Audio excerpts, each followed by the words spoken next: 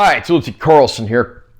I can never get enough of 80s movies, and I can never get enough of police movies.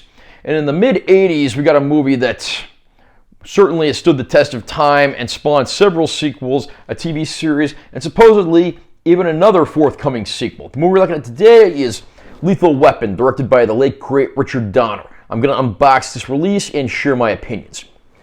Great close-up there with Danny Glover and Mel Gibson, our two co-stars for the Lethal Weapon franchise. Personally, I wish they'd used original poster art rather than this, but this is not bad looking. Spine text. Back cover with a few shots from the movie. Under the cover, the art is pretty much the same. We do get a digital code of the film included, and here is our 4K Ultra High Def disc. Unfortunately, this does continue Warner's not-so-pleasant recent trend of not including Blu-ray discs with their 4K releases, which is a big problem for a reason we'll discuss later in this video, but we'll get to that when we come to it. So any screenshots you see in this are actually taken from the earlier remastered Blu-ray release. They are not screen caps and do not represent the quality of this particular release of the film. Mel Gibson stars as a one-man killing machine, a Los Angeles policeman who recently lost his wife and has been acting increasingly unstable. Danny Glover plays a by-the-book homicide detective with an impeccable record and a loving family. Now the two are stuck with each other as partners, investigating a suicide that leads to an international crime ring and ever-increasing danger in this blockbuster action thriller. I'm not sure there's anyone in the Western world who hasn't seen Lethal Weapon or is at least aware of the film. Cop movies, even in 1987, were nothing new, but this time around, you have two characters that are complete opposites, and they make excellent foils for one another. Of course, we have Mel Gibson portraying Riggs, a man suicidal following the death of his wife, a policeman who's very good at his job, and his lack of wanting to live actually makes him surprisingly effective and fearless in the field.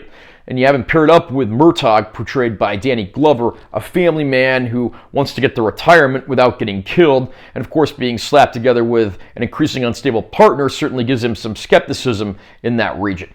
The Lethal Weapon series largely gained a reputation as being action comedies. The first movie in the series is considerably less comedic than the later installments, although the chemistry between the two here, it's certainly already in place from the first moment, and there are still some moments of levity and lightheartedness that help to balance out the rather murderous and disturbing plot. Supporting cast is equally impressive, including Gary Busey getting a career revival as Mr. Joshua, one of the members of the crime syndicate that our friends here are going up against.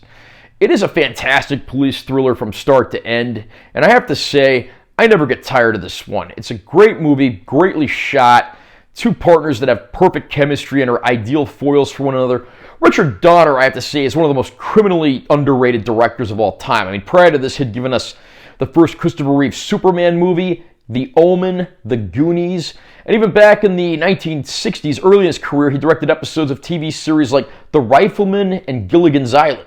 Sadly, we lost him a few years back, although he did live to be in his 90s, which is pretty impressive. His resume certainly speaks for itself, as do those of Gibson and Glover. The musical score is nothing to scoff at either, featuring the late great Michael Kamen giving one of his best scores, and featuring saxophone by David Sanborn, and even guitar playing by Eric Clapton. The title song that plays over the closing credits was done by Canadian AOR band Honeymoon Suite, themselves a surprisingly underrated but damn good band. Lethal Weapon is a movie for the ages. I know some people prefer the sequel to the first movie. I think the two of them are right about on par with one another. In some ways, I do prefer the slightly more serious, less comedic tone of the first movie. But then the second movie, of course, brought in Joe Pesci and completely reinvented the series. I really am hoping we're going to get the sequels on 4K soon. This movie also includes both cuts of the movie, the original theatrical version and the extended director's cut. Although it's technically an extended cut, not a director's cut, because Richard Donner has claimed the theatrical cut is his preferred version of the movie. These added scenes, they're a bit hit and miss. I mean, you have a great scene early in the director's cut where Riggs goes and confronts a school sniper, completely fearless, but then you also have a scene where he pays a hooker to come watch the Three Stooges with him. So you can see these scenes, the levity they bring to the experience is a bit hit and miss and somewhat questionable. So how does Lethal Weapon look in 4K? I'm happy to say it looks pretty damn good. This is most likely based on the same master that was used to create the remastered Blu-ray version that came out a few years ago. And we get some bright, vibrant colors. All the natural film grain is intact. The addition of HDR, of course, results in deeper, darker black levels and more shadow detail. But then, of course, during the day, you get the bright, vibrant colors. So a lot of those scenes where they're out and about during the day look absolutely fantastic. Understandably, there are going to be some soft shots. This is a movie shot on film in 1987. It's never going to look razor sharp like a modern production, but it was never meant to. Overall, picture quality-wise, I really have no complaints here. And then that brings us to the problem I have with this release. Again, there is no Blu-ray copy included, which means none of the legacy bonus features are here. We do get 2 brand new featurettes, but they're very brief, and the 2 of them don't even total up to 15 minutes, so you'll cruise through them pretty fast, although they are interesting enough. So, I mean, we get no commentary track here, we don't get the Honeymoon Suite music video, we don't get any of the interviews from the bonus disc that came with the box set of the films that came out a few years ago. I mean, there's no excuse for not including the legacy material. This could easily have been remedied if Warner had just included the existing remastered Blu-ray. I don't know how hard that would have been to do.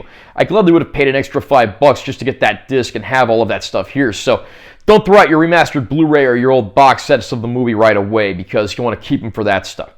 So overall, Lethal Weapon's a fantastic movie, certainly one of the greatest police thrillers ever, largely due to the chemistry between Gibson and Glover. The musical score is great, the shooting is great.